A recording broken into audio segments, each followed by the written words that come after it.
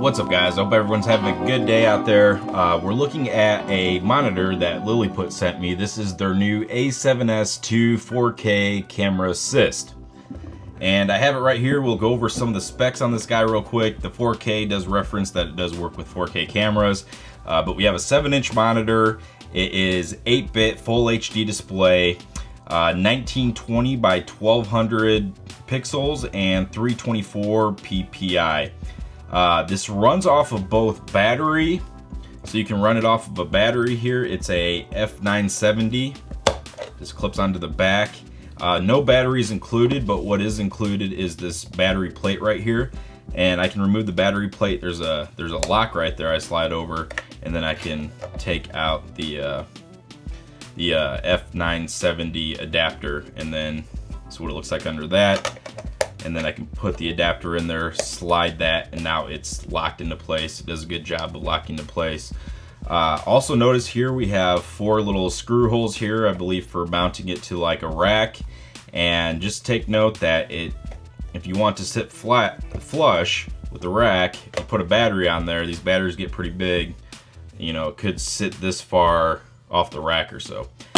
Besides powering it that way though, you can also power it via 7 to 24 volts. You have a DC 12 volt right here. This will work with 7 to 24 volts. So an external battery pack, or you could get a wall adapter that's not included and just run it right off the wall power. So this does have a tripod mount both on the top and on the bottom. It's got this nice rubber protective silicone kind of case type deal to it, and it fits this really good. It's got these rubber feet that actually go into the back right there. Tripod cutouts. Everything is labeled as well. You see up here on top we have a power button, F1, F2, which are programmable, and then the exit. And then you have a spin wheel right here, and this also doubles as a button, which works really good. Very convenient for going through the menus. And on the side we have the HDMI in, HDMI out, and that's a 4K out too, so this is loop, so you could run it into something else. We have an earpiece, so you can plug in headphones, and then the DC 12 volts. Also, if you were to remove that rubber piece, you can see everything is still labeled. So that's just a nice feature. And this silicone case kind of provides a little sun hood around it, gives it a little bit of a shade, but it also does come with this sunshade, and it's kind of a a matte type material, so it absorbs the light, and it just velcros to the inside like so. So pretty nice. So besides that, you also get this guy in the box, and this is actually metal, or yeah, I believe it's metal. This little part here is plastic, but it's pretty durable here, and that way you can screw it to the bottom or the top and mount it to the camera. And it also comes with HDMI cord with I believe that's like a mini HDMI. I'll be using my Panasonic GH5, which takes the full size HDMI, so I have my own cord here. But we'll just go ahead and power it on. Just hold down right here on the power button. You'll see it turn on here, and I'll power on my camera. Plug in the camera here.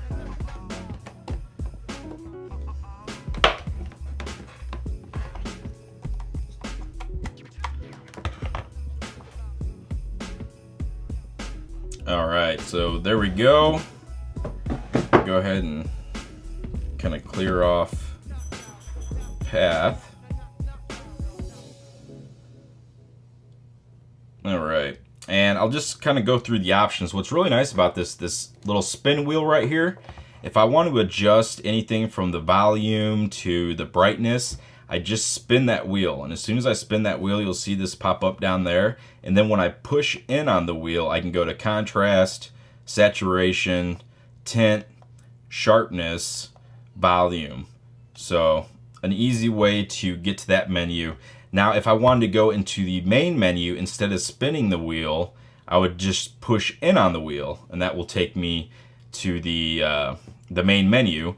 And you can see the first options we have all the brightness, contrast, saturation, tint, sharpness, and color temp. And we go down here, we can see the center marker, aspect ratio. And if I wanted to go and select one of those, I just push in again, and then I can go through all of these to turn them on and off, like for the grid. I can turn that on. I can even go down here and adjust the thickness of the grid if I wanted to take it down to a 2. And I can also turn the grid off.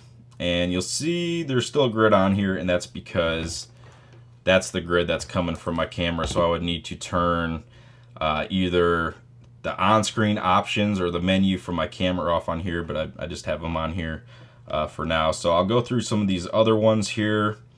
We have the FN, we have scan, aspect, underscan, check field, zoom, freeze, and DSLR. And the back button is right next to the wheel. So the back button is the exit button, but you just push it once, it takes you back. So very easy to do. And then we get in here into peaking. I can turn the peaking on, and you'll see all the on-screen things turn red, but you'll see also that, here, let's go ahead and exit out here. And you can see, now I have peaking out on my camera, and I believe it's set to blue. But you see here when it's red, and I have my shortcut button set to peaking. So if I want to turn peaking off, you see it's just blue there, and then if I turn it on, it turns back to red. So we'll go back down here into the peaking color. I can change that to green, blue, white, so on. Peaking level, false color, I can turn that on and off. And I have my other shortcut button set to the false color. So if I want to back out, just hit the exit. Exposure, I can turn that on and off, and then you can set your exposure level. So if I crank it up here, you can see the zebras or the overexposed areas according to what I have it set. And let's move down here a little further. Got the histogram, which we can turn on or off.